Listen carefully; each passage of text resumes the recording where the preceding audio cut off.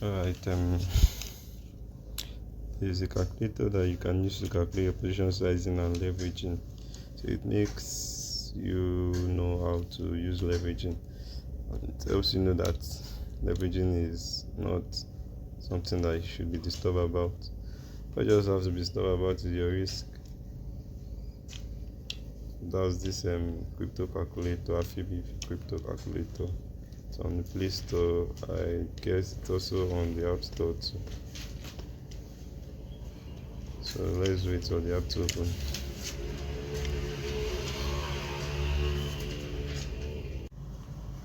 Okay, alright. I think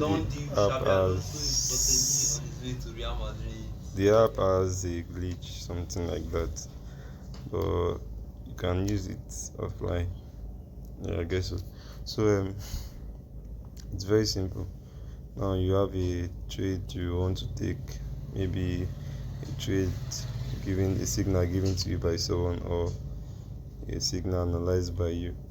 Now, after making the analysis, and let's give a scenario: you wanted to buy Solana at $20, and you set your stop loss at $15, and your take profit to be at $30.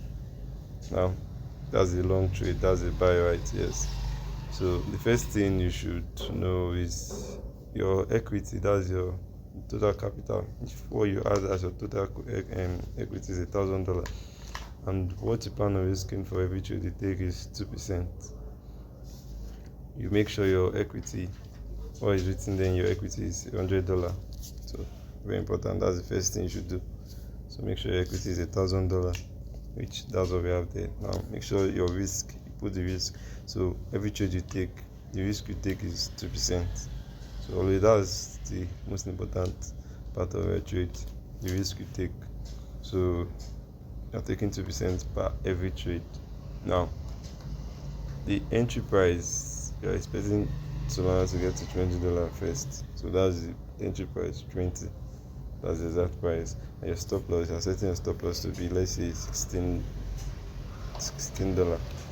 And your take profit, which is not necessary. The main point is you just need your stop loss, because it tells the amount of risk you are taking. Now, to know your the position size it's going to take is $100. It has calculated it for us. And the trade amount, now sometimes you might have a very big amount, or you might have a very small amount, but we just want to take some exact amount from that trade so that we can have others to enter more trade.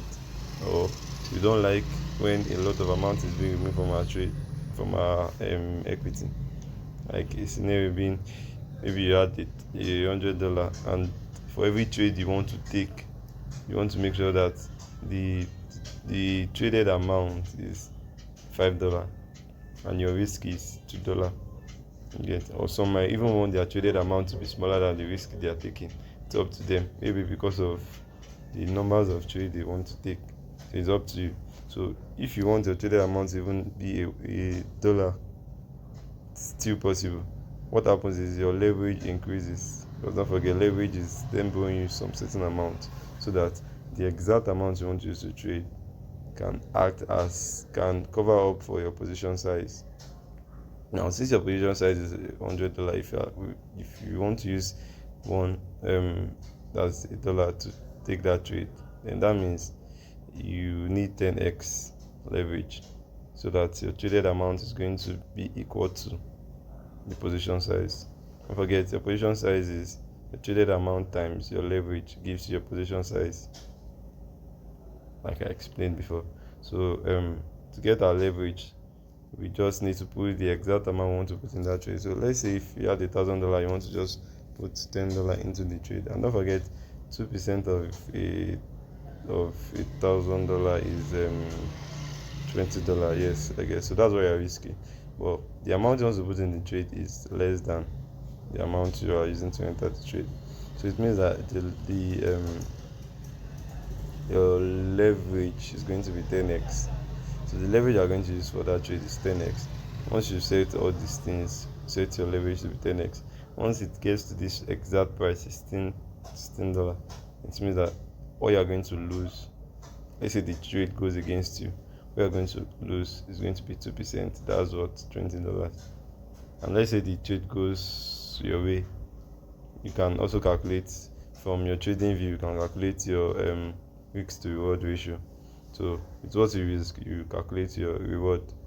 So if what your risk to reward ratio is about 1:3, if you're risking to 2%, then you should be getting 6%. If your risk to reward ratio is 1:5, if you're risking 2%, you should be getting 10%. If you're risking $20, what should be getting, if it's 1:5, what should be getting should be $100. So the leveraging part, which is very important, just let you know that okay, this is the leverage I'm using. I'm not using anything bigger than this. If you should use anything bigger than this, then what you are going to be risking is going to be bigger. What you are going to be risking is going to be bigger. So this is for a long trade. Now let's give an instance of a short trade. Now you want to sell BTC now at its current market price. So I know that BTC is at about 900 and some 90 something K. And let's say BTC goes to 100K, and you said you want to sell BTC at 100K, and your stop loss at 105. Yes. So and don't forget, what you plan on risking is 2% for every trade you take, because it's very important. You don't change your risk. You don't change your risk. So now the traded amount you want to put. Okay, first of all,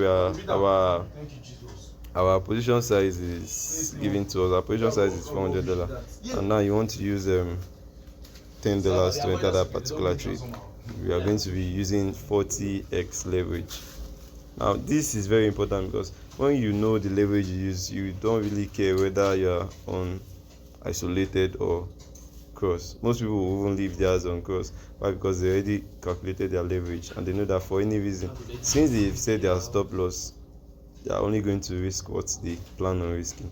So whether leaving it in cross or in isolated doesn't really matter, and they will even love to leave it in cross so that they can enter with a traded amount that is even smaller than the position size. Are you getting it? So that's that. So